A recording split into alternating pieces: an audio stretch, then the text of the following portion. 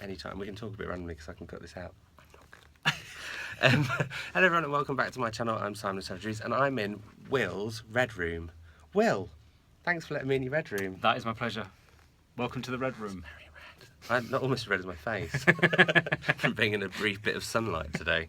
Anyway, we thought we would do, we've just been doing the vintage podcast and we thought we would do top 3 favourite vintage books-ish, the ones that Will could find online. No, these are my 3 because I did send him a list and he amazingly found 5 of them. So, Will, go on, you go first. Shall I go first? But first, for those people who don't know, Yep. Tell everyone about yourself. Hi, I'm Will. I'm Vintage's community manager. So if you follow Vintage Books on Twitter or Facebook or Instagram, all those things, that's me. Hello. But I also have a YouTube channel here where I talk about books every Friday. So I'm sure we'll put a link to that, won't we, Simon? Down below. Down there. Not there yet because I don't know how to do that. Okay. I'm going to teach Simon some stuff today. But yeah, so follow Vintage Books, obviously, but we're here to talk, vintage classics. I know a lot of people like the red-spined classics, so we're going to talk about 3 each. Am I going to go first? Yeah, you go first. Okay, let's start with a really big one, Anna Karenina.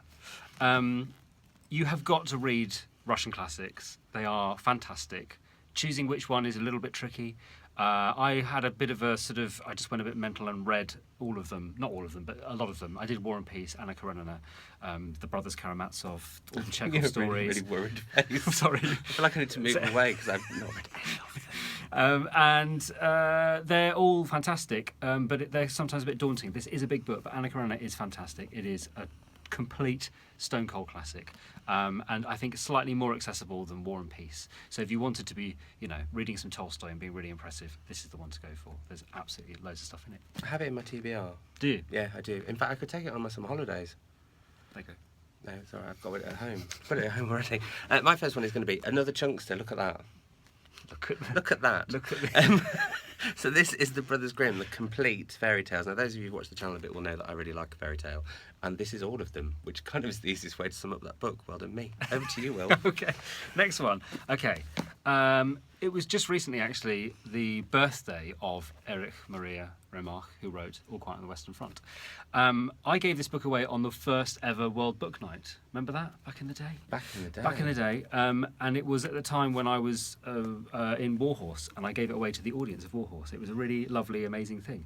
But just before that, I read the book for the first time. It is so unbelievably good and so important. It is one of the best books about any war, let alone the First World War, but so brilliantly written, and just can't recommend it highly enough. How did you give it away to the audience? I've got visions of you sort of throwing it at them during the Pretty interval. much. Now, with the show finished, we did the curtain call. I quietened everybody down and I explained what World Book Night was and what I was about to do, and then had to explain that I only had 50 copies of the book, and so I didn't want to start a kind of literary riot in this audience of 1,000 people. But there were sort of copies stationed around the auditorium, and they were very, very orderly about it and took them. So yeah, it was great.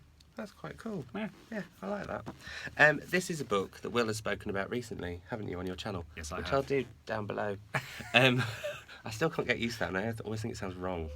That's all I'm going to say. Anyway, this is The Collector by John Fowles. I wanted to call him Arthur Fowles, I'm not sure why.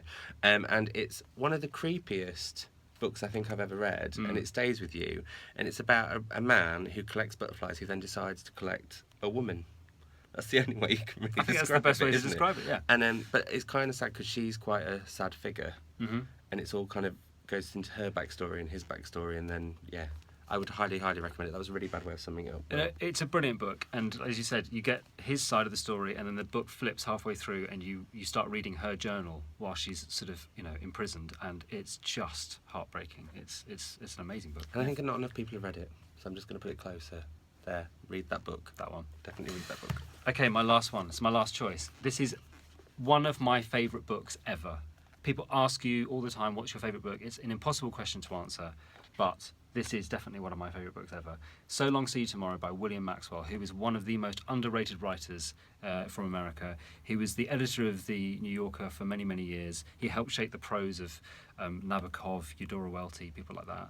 And he wrote some amazing novels himself. And this one was his last. It's the thinnest that he wrote. It is distilled beauty. It is amazing. It's a book about a man looking back on his life and a murder that happened in a rural farm area of America. And it is just completely masterful writing. and a book that I would press into all of your hands if I could do that right now. I remember you blogging about this Yeah, it's way back in the day. back in the day when I used to write blogs. Yeah, before you went to this side. And my final one is Neville shoots on the beach. And this is, I was going to mention it in the summer podcast, but then I actually thought the ending, there's no way that I should. And because you know at the beginning there's been a nuclear war and that everybody's going to die of radiation sickness. And I hate books on boats, and this is mainly based on a submarine, or has submarines in it quite a lot, and you're on the submarine quite a bit. And it's just about how people cope at the end, but it is honestly phenomenal. I've never read it. Have you read any Shute? It's No. the only Shute I've read. Okay, I'm putting it on my list. Oh, If you shoot. say so. Oh, shoot. Oh, shoot. But no, seriously, and I think, well, the cover gives it away a little bit as well. There's a little bit of a hint of what's happened. You can just see that there. And there's the lovely submarine. But no, honestly, it's, and I think because you know the whole way through there's this sense of dread, and you know these people aren't going to survive, but also it's humanity and its best and its worst, and it's just, yeah, very good.